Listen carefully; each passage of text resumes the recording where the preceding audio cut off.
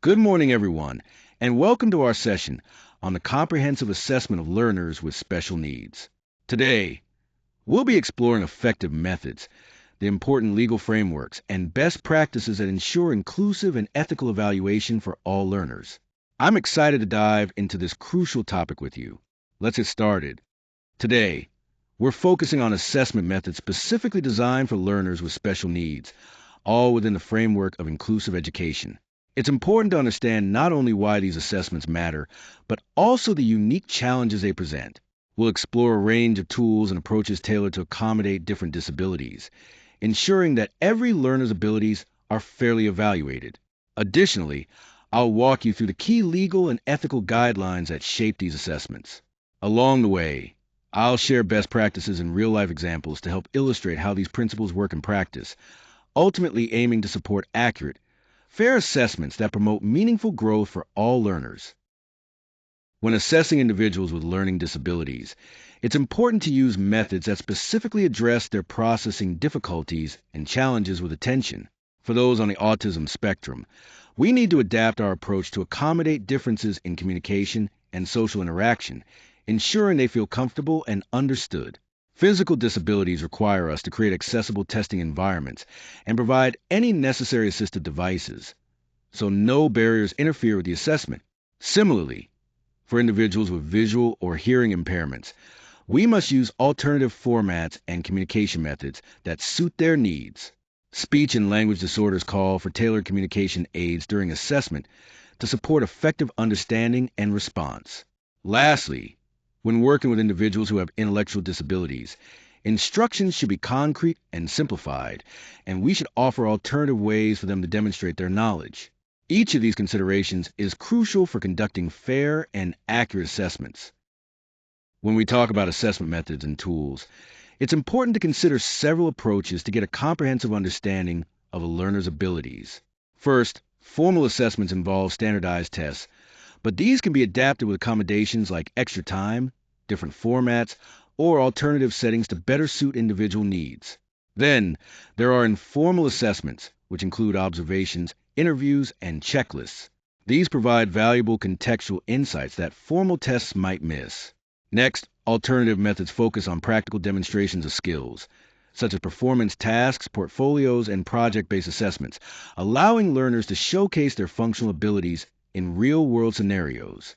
Finally, assistive technologies play a crucial role by making assessments more accessible. Tools like screen readers, speech-to-text software, and adaptive keyboards help remove barriers and ensure everyone can participate fully. Together, these methods create a more inclusive and accurate picture of learning.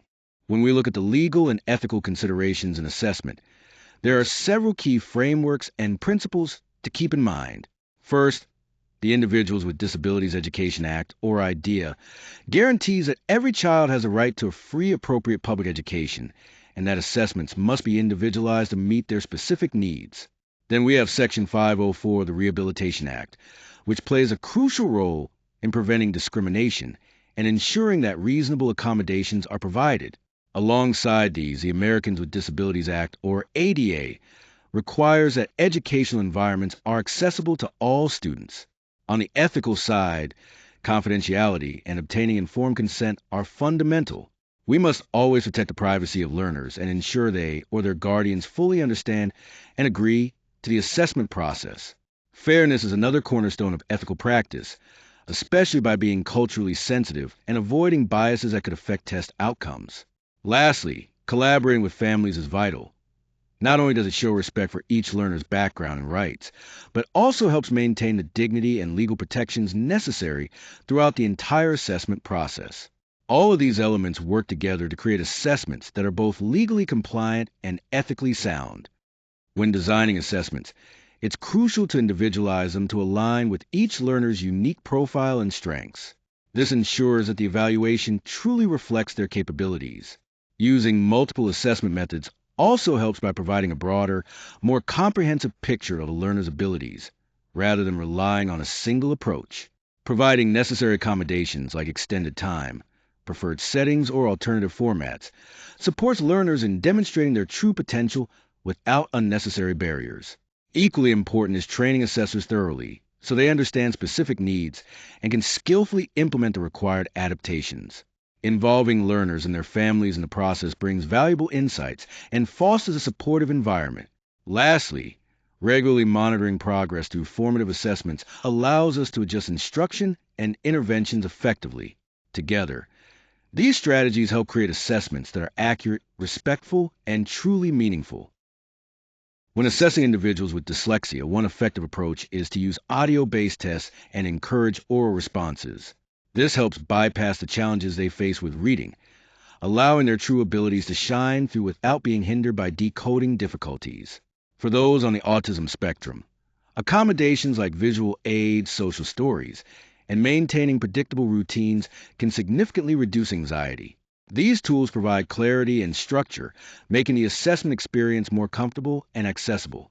In cases of physical disabilities, it's important to integrate adapted input devices and make sure test platforms are accessible.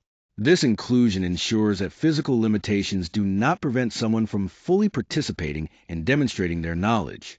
Finally, when working with individuals with intellectual disabilities, using portfolios, performance tasks, and simplified assessments creates meaningful opportunities for them to showcase their skills in a way that matches their strengths and learning styles.